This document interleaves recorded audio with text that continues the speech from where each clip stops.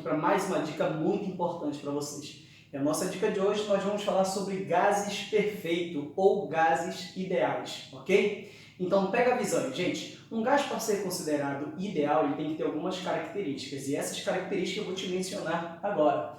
Por exemplo, o movimento dessas moléculas elas devem ser desordenadas, estão se movimentando aleatoriamente, ok? Essas moléculas não exercem forças umas sobre as outras à distância, ou seja, elas não interagem à distância, apenas quando elas colidem. E a colisão que ocorre entre essas moléculas e a parede do recipiente é uma colisão elástica, onde nós temos a conservação da energia. Beleza? Por exemplo, um gás real que possui altos valores de temperatura e baixos valores para pressão se aproxima de um gás perfeito, ok? Então estudaremos um gás perfeito, mas todo e qualquer gás que tem alto valor de temperatura e baixo valor de pressão vai se aproximar desse modelo de gás que nós vamos estudar aqui, ok? Gente, ali eu fiz um desenho para você de um balão, onde eu coloquei dentro do balão um gás, ok? Esse balão ele tem as variáveis de estado, esse gás ele possui essas variáveis, que são pressão, volume e temperatura.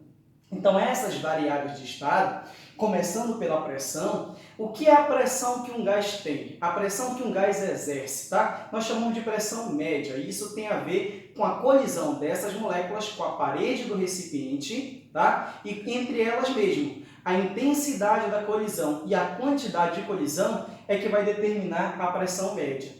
A pressão ela pode ser medida em Pascal, que é a mesma coisa que Newton por metro quadrado, ok? Ou pode ser medida também em ATM, assim como outras unidades, beleza? Então aqui eu te trago duas unidades, que é justamente o Pascal e o ATM. Não te esquece que 1 ATM é a mesma coisa que 10 a quinta Pascal, que é a mesma coisa que 100.000 newtons por metro quadrado, beleza?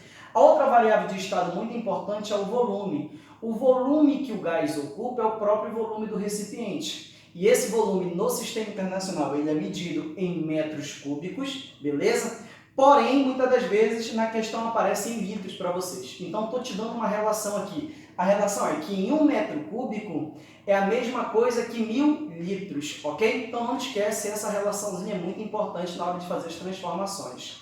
A outra variável de estado é a temperatura. A temperatura de um gás está associada com a energia cinética desse gás, em especial a energia cinética de translação no nosso modelo aqui.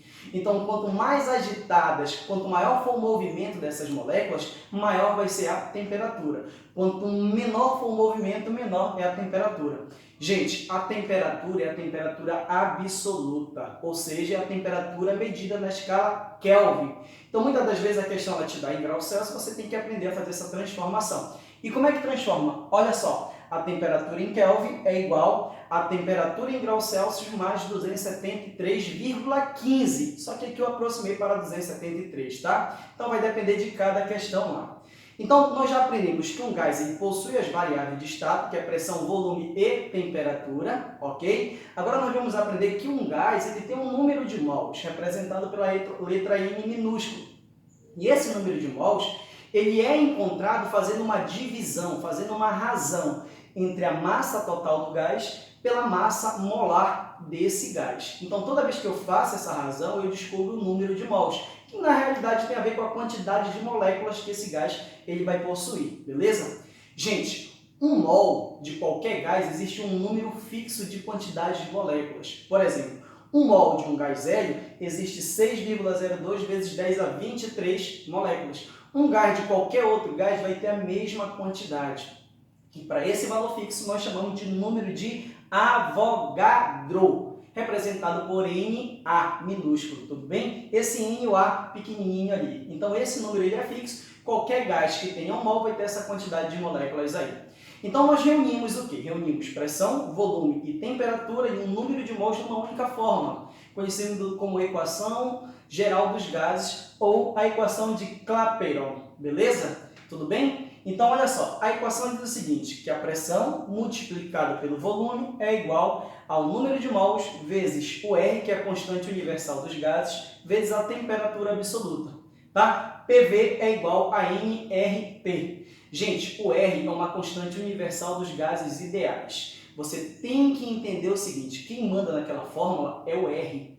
É o R que vai mandar. Então, antes de fazer qualquer questão, olhe para o valor do R que muitas das vezes a questão ela te dá, você não precisa decorar, e veja qual é a unidade do R, ok? Porque o R ele pode ser medido em várias unidades. Ali eu te dou duas, olha. O R é igual a 0,082 atm vezes litro dividido por mol vezes o Kelvin.